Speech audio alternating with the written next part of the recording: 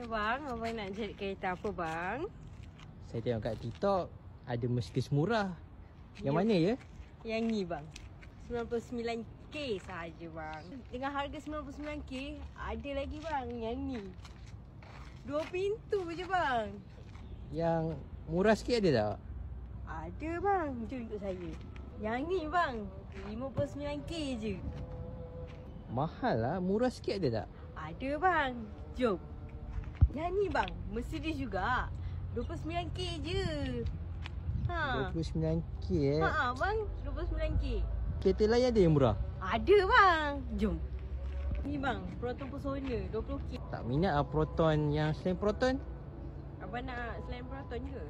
Ha. Ni bang. Nissan Almera 20k je. 20k juga? Mahal bang. Ada murah lagi tak?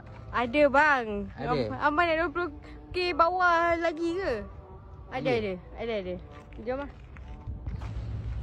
Ni bang, Proton Iris 12k bang. Proton kan? Saya tak nak lah Proton. Dah cakap tadi kan? Oh, abang nak kereta lain Tadi abang tak nak Proton kan? Ni saya bagi Honda Accord. Berapa ni? 10k je bang. Ya betul.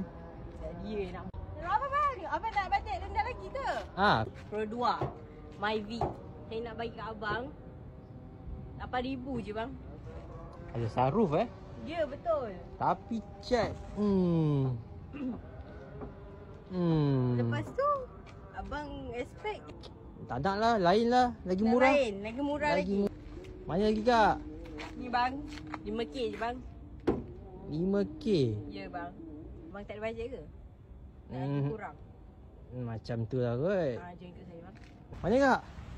Ni bang. Ni. Saya nak bagi 1999 je bang. Abang tak ada bajet lagi ke? Sampai hujan dah bang. Abang nak kurang macam mana lagi? Tak cukup lah bajet saya. Tak cukup? Jom bang, saya ada lagi.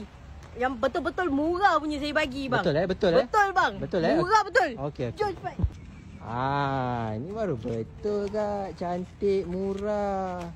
Cantik kan? Tapi bukan yang ni aku nak bagi kau. Ni. RM10 je. RM10 kak? Ya.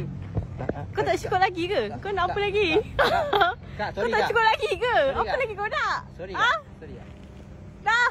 Kau balik sekarang. Allahu Akbar. Kak.